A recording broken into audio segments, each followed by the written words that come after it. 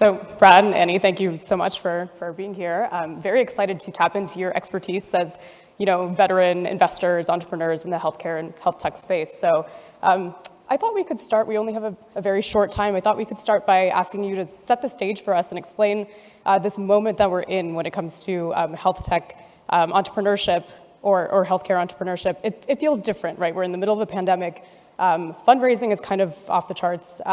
Maybe talk to me about where we are right now. Why are we here? How are things different for you? Let's start with Annie. Right. Well, so we have our annual meeting coming up, so we're looking at all these statistics, and it's just interesting because we saw 4 times as many companies as in the last year as 6 years ago when we started the firm. And the amazing thing, and that's in fintech and in healthcare, and I think on the healthcare side, we've obviously gone through massive behavior change, virtualization the last couple of years, but when we look at our portfolios, the companies we've invested in the last 2 years are growing at twice the rate the companies we invested in 7 years ago. So there is something going on where you have like a second and third generation. Brad is on his third company in 6 years. And so there is something that's going on in that we have more experienced entrepreneurs in healthcare. And we've had many more companies start, and I feel like we're so much further along in the value proposition of people understanding like what does it mean, to build a healthcare company, digital healthcare company, and we've got this combined benefit of virtualization now being real, and so models are very different, can be very different than they were 6 years ago, even 6 years ago. Yeah, and when you say that, something's going on, what else do you think is sort of shaping this moment right now, and how long do you expect this to continue? Yeah. Well, I don't know. It is interesting. I think we all sat on Zoom the last 2 years, and we found how incredibly productive it could be. I never knew that I could, analyze individuals and make decisions by never meeting them. I went to California because there was 3 entrepreneurs we'd backed, and I had never met them, until this summer of the last 2 years. And I think we all had that experience. And I think that actually helped accelerate decision making and the amount of time we all had, to do things. And I just think again, I think the behavior change has created from more business opportunity, right, and acceleration of the entire telehealth field.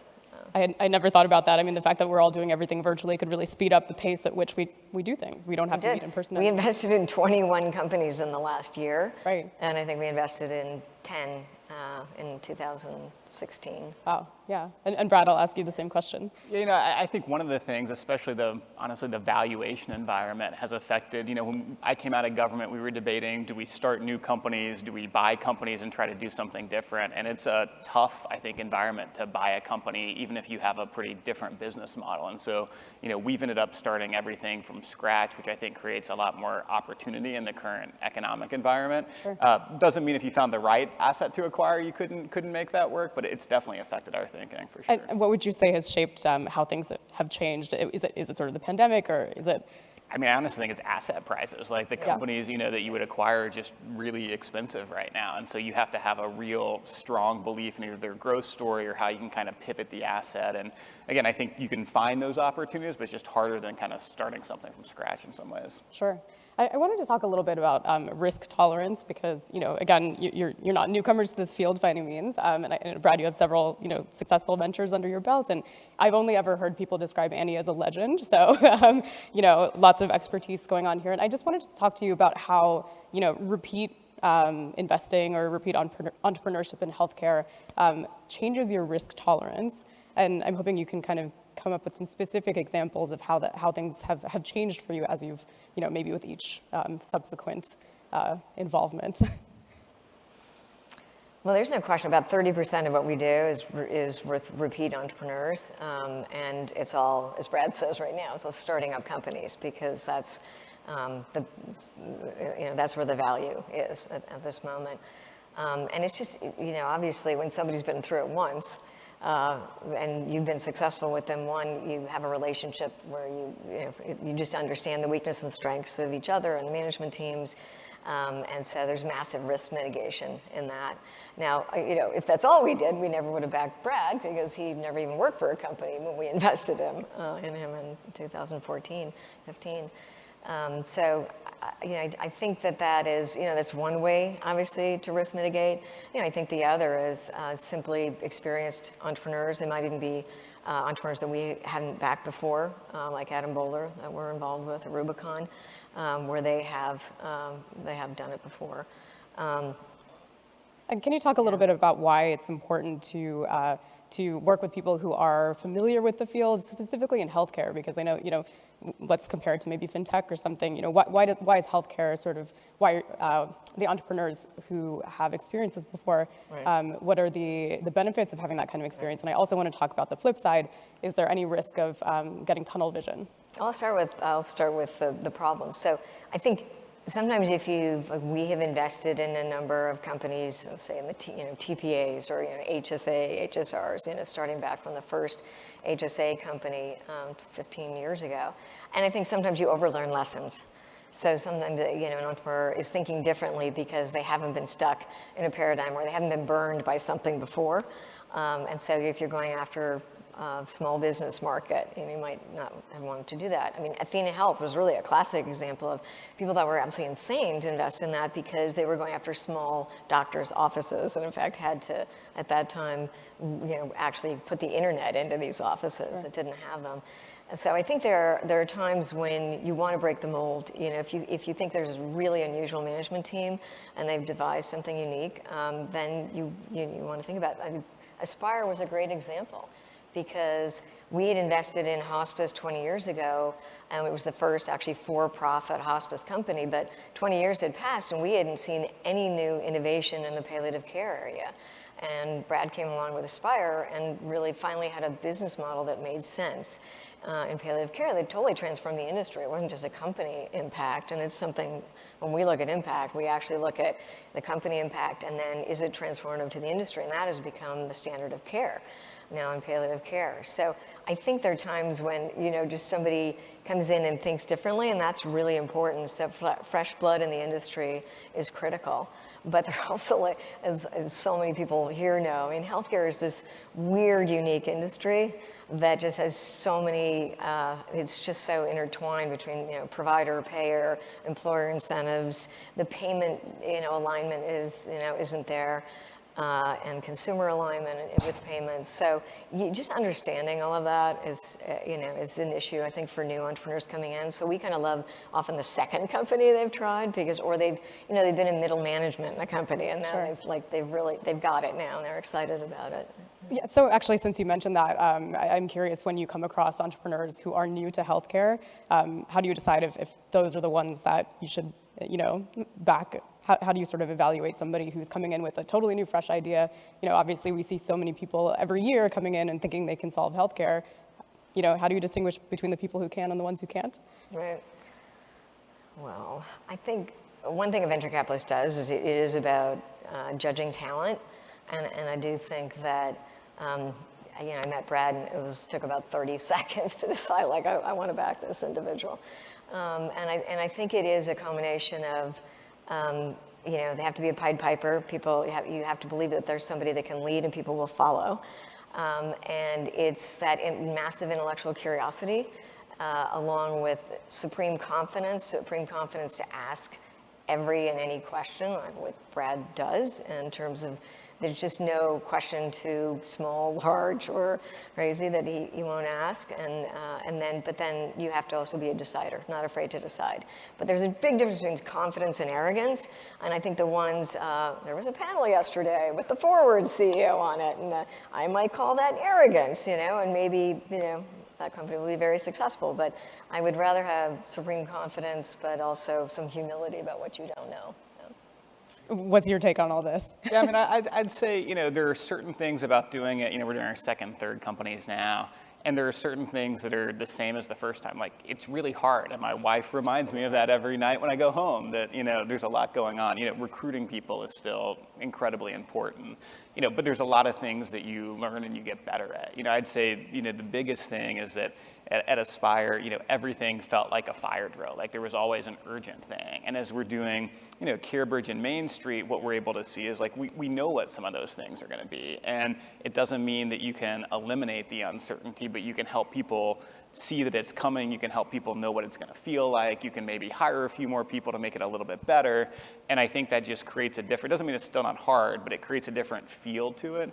I think you also learn a lot about business models, right? At Aspire, we were kind of in a PM, per member per month kind of business model. The new companies we're doing are full risk business models. And I think in the current market environment, and also your ability to deliver value both for patients and for your customers, it's much higher. So I think you learn also about the different business models, and you can make it better. I'd say the biggest challenge that I'm thinking through kind of every day, I was picking Annie's brain on it backstage, is just, how much do you do and how much do you get away from what you know really well? We've intentionally, rightly or wrongly, picked to be pretty narrow. Everything we're doing is full risk, kind of niche populations, high risk, vulnerable populations. As a result, we know that really well. We have some capabilities that can work across different companies, but you're always asking yourself in your head, hey, am I getting too concentrated in a certain area? Should I expand broader? And I think that's a delicate balance that we're always thinking through. And when you mentioned fire drills, I'm just kind of curious what kinds of situations might trigger a complete panic in a way that they don't now.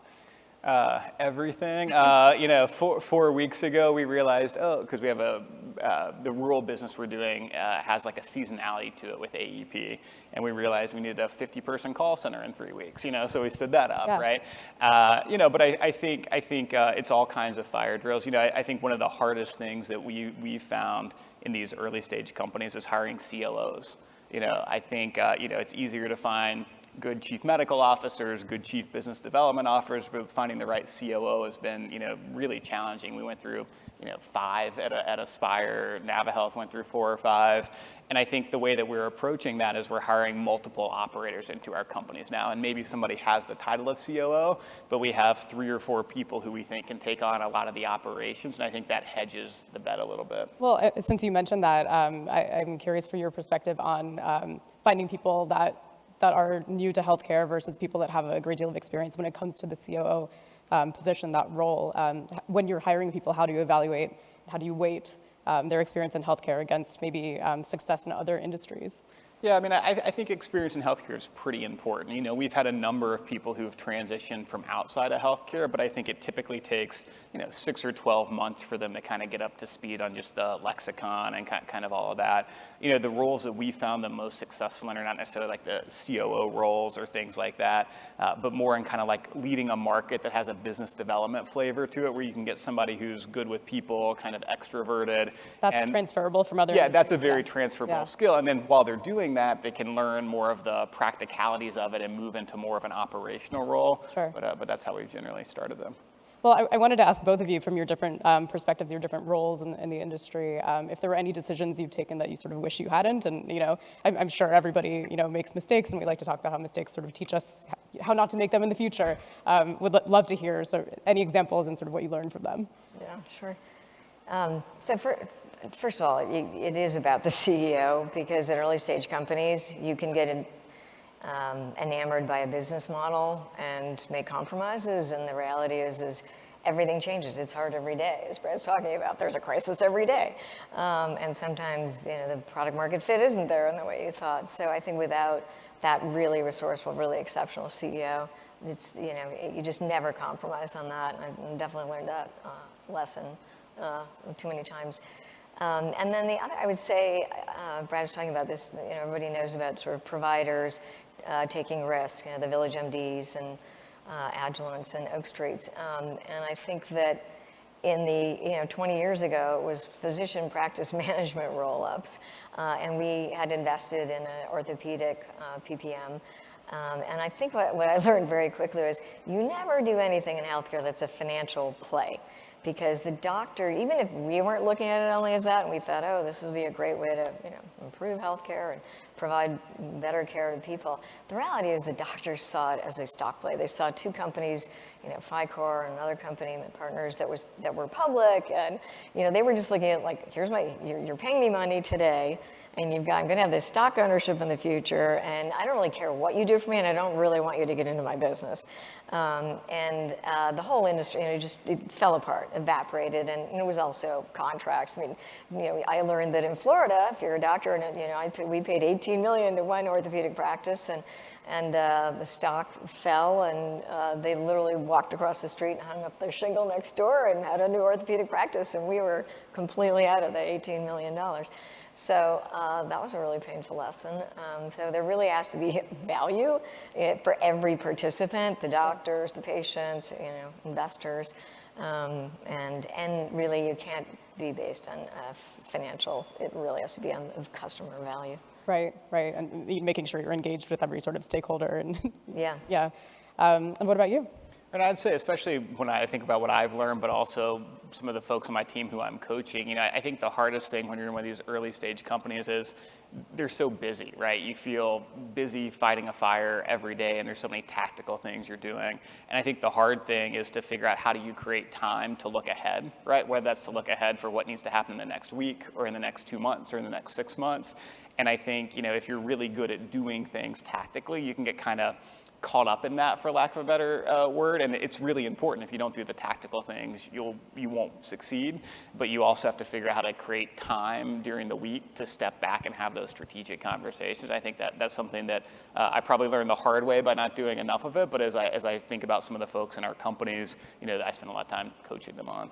Does that mean literally just setting aside like a meeting every week with your staff, or how do you implement that? I think it's like different for everybody, right? The way I did it was like on Saturday morning, I would spend like an hour and a half after the week. So like I would do all my busy work Friday night after, kids went to bed. And then Saturday morning, I'd have like an hour and a half to sit back and think about, okay, what's the plan for the next week and things like that. And so I think people can do that in different ways, but I think if you don't create time for it, just with the busyness, it's really, really hard to practically do it. And what about planning and looking ahead for, the next year, the next 5 years, things like that, some of that more abstract planning? Is that something that that you're also I've never planned ahead for the next 5 years, so I don't know, but no, I think at least at like the stage companies we're doing, like 6 months, 12 months, that's about as much line of sight as I think you can like reasonably have, right? And so the way I think about it is, we should have really good plans for the next 90 days, right? We should have some sense of what the next 6 or 12 months look like, but beyond that, it's almost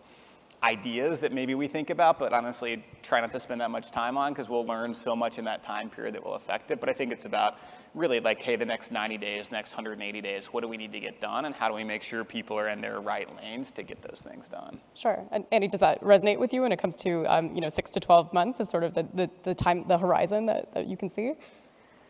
Yeah, it's funny because it always used to be about 5-year business plans, and people would say, where's your 5-year business plan? Usually, I don't even get a plan half the time from people just don't give them to you. There's no you don't plan.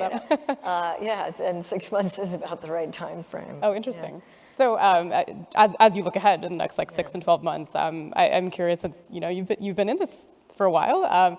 Can you maybe talk about the spaces that you're paying attention to, where you see a lot of activity, where you're expecting to see more activity? Let's take 6 and 12 months. And can you maybe talk about what you think is getting a little bit too much hype as well? I'll ask you both the same question. Yeah, I'll start with opportunities. If I think about kind of Medicare, Medicaid commercial, right? I think in Medicare, there's been a lot of these models kind of in urban areas that are doing kind of general primary care. I suspect what you'll start to see in the Medicare space is more niches, whether that's, we're doing one that's rural, whether that's a demographically focused thing, whether that's like a different subpopulation of the Medicare population. So I think kind of these niche Medicare plays. I think, we're really excited about Medicaid. We think there's a lot of really expensive patients in Medicaid where there's a lot of opportunity to improve their quality of care. When you look across, who are the expensive folks in Medicaid, you see them in home and community-based services, LTSS services. You see them in intellectually and developmentally disabled, which is getting more managed over time, although slowly, and you see them in serious mental illness. And so we think there's a lot of opportunity in those type of spaces.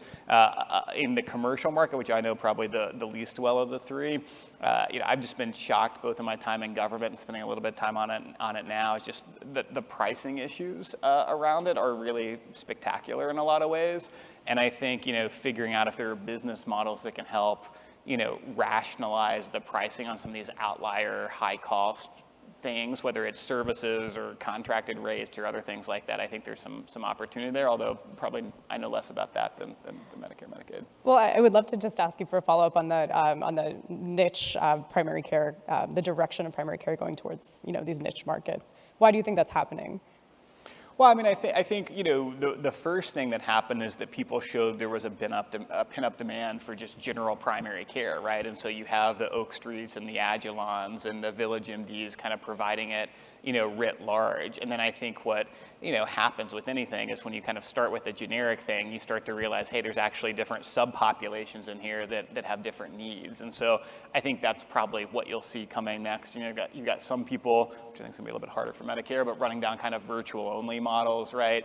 I know several people poking around kind of demographically focused kind of PCP models. Yeah. I think there's different settings, whether it's the home or rural, et cetera. And so I think it's kind of the natural evolution of the market a little bit. Do you see that that happening when it comes to primary care? And then also, would love to hear sort of the Right, the more general predictions. No, absolutely. We think people have been talking about value-based care, for the last decade. And I think the only way it's really being manifested and can scale is basically primary care at risk, primary care owning the models we've talked about, the Village MDs. I mean, in terms of like their partnership with Walgreens, you're going to roll out to 1,000 locations across the United States. That covers 50% of, in terms of access points for underserved. And I think this issue of value-based care doesn't really scale unless you have primary care doctors who can drive and own 70% of downstream costs in a global cap model where they're owning and managing those patients and caring about cost and quality. I mean, it really is the only way to scale value-based care, and it's been a bit of a joke until now. So I would say if that was a hyped area, that was hyped until you get to this business model that actually works from a care perspective and from the patient member perspective. And then I think like the other areas, the other areas of real opportunity, and people keep saying, oh, there's another company in mental health. Well, think about all the companies that have been started on the medical side, and the reality, I think in mental health, there's still, Brad's talked about SMI with CareBridge and serious mental illness, and that's an area of great need that no one is really solving. And in general, Brightline, we founded with Naomi Allen, that's focused on children and behavioral health, and there is just an unending demand there. So I think that all of these new companies in mental health are needed. There's an opportunity, and I would say keep them coming, because I think we've got to figure out how to create more access and better care there. Sure. And do you also see mental health companies going in the same direction as primary care, getting more niche? Yeah, I think there'll be, the broader companies that are, creating access to employers. But I do think there are companies like Quartet, which is, focused on connecting primary care with mental health care that isn't happening today in our system. And obviously this idea that mind and body are separated, somehow is a crazy notion about how we divided up our healthcare system. Right. Well, I wanted to end, we just have a couple more minutes. Wanted to just chat briefly about how you see things changing for the patient, and also for providers, but maybe you can start with the patient and just give me your quick thoughts on how this environment, both on the investing and the entrepreneurship side, changes things for how healthcare is delivered, sort of, the point of care. I mean, I can start with that from a patient perspective, right? I think as you have different kinds of providers, whether it's in primary care, kind of these high-risk Medicare, Medicaid populations, trying to be, for lack of a better word, kind of the quarterback of the care. I think what in the first instance patients are going to see is somebody trying to be the quarterback of their care, right? So they're going to get more outreach. They might have somebody coming to their home. They're going to have a different person on kind of their care team who's going to check in with them. I think the challenge to that, as both plans and providers are doing a lot of those things, is how do you make sure they don't overlap a lot, so there's not three people trying to be the quarterback for the same patient, like right? message fatigue or whatever. Yeah, exactly. It's like, hey, I'm getting called by this person, this person, Right. this person, right? But I think over time what happens is if you have a model that builds that genuine relationship, right, you do have that relationship over time, and you really can do it, and it can make a huge impact for patients. I think on the provider side, again, it depends what space the providers are in. I think with all the capital flooding in, providers who are in kind of high focus, either specialties or urban area primary care providers, are just getting pounded by PE funds and VC funds and companies who want to do something with them. We think more of the opportunities and kind of things that people maybe haven't looked at as much, right? Whether it's different kinds of assets of providers. I think especially as you get in the Medicaid space and some of these social service spaces, there's a lot of providers who nobody's knocked on their door and asked them about doing something innovative. And I think there's a lot of opportunity there. Sure. Annie, I'll give you the last word on this. Yeah, no, two examples. So I would say, when Obamacare first came about, people were most upset about the fact they'd have to go into narrow networks, right? And they couldn't use their provider. But fast forward 5 to 7 years later, the J.D. Power survey said actually narrow networks and care coordination were number one on the list of that created satisfaction with members and patients. So I think this idea of care coordination coming in at every level. So there is this quarterback or philosophy that somehow all the parts of the system actually know what's going on with that patient and are thinking about it. And I think it's one reason these primary care models are so powerful. I think that's a really important part of care, and I think that is going to be inseminating itself in the system. And then obviously just virtualization. I mean, just think about Medicaid. During the pandemic, all of a sudden Medicaid realized that they didn't have to transport because half the missed visits are because they don't have transportation in Medicaid. So all of a sudden you're going to have a virtual visit, and that one, lowers the cost, two, eases access, and increases compliance dramatically. Right. So I think they're just massive changes that we all know that are happening in a really positive way. Yeah, awesome. Well, I think that's all the time we have. Thank you so much, Brad and Annie. Thanks. And thanks for watching. Thanks for having me.